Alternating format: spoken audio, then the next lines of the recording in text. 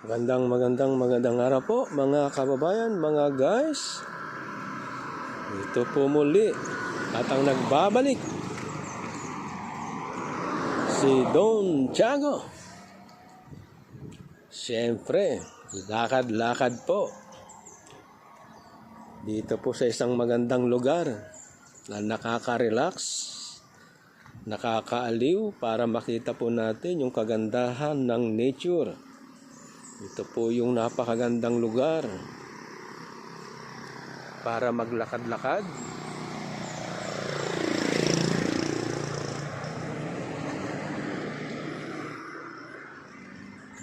Malamig po yung simoy ng hangin kasi kahit medyo patanghali na ay makulimlim pa rin at napakalamig kasi marami nga pong mga punong kahoy. Ayan. Kung napapansin nyo po ay napakalalaki po ng mga kahoy dito. Siguro po ay ilang dekada na po ito.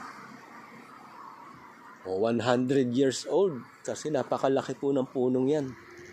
Kung titingnan nyo po, atin po siyang i-zoom.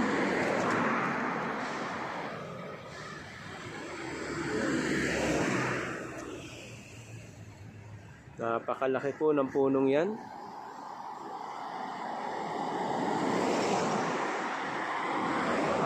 Siguro ilang dekada na po yan.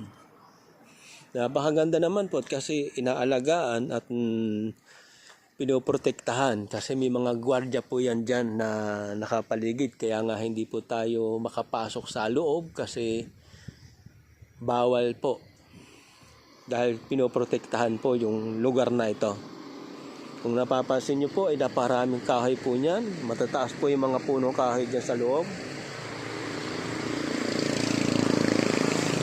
Tama lang po yan na yan po ay alagaan at protektahan.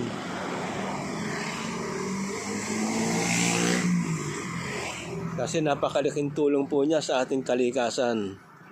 Nakapaglilinis po yan ng hangin, ng ating hangin.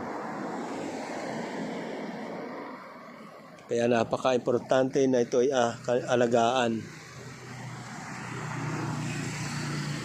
Napakarami po dito mga kahoy, halos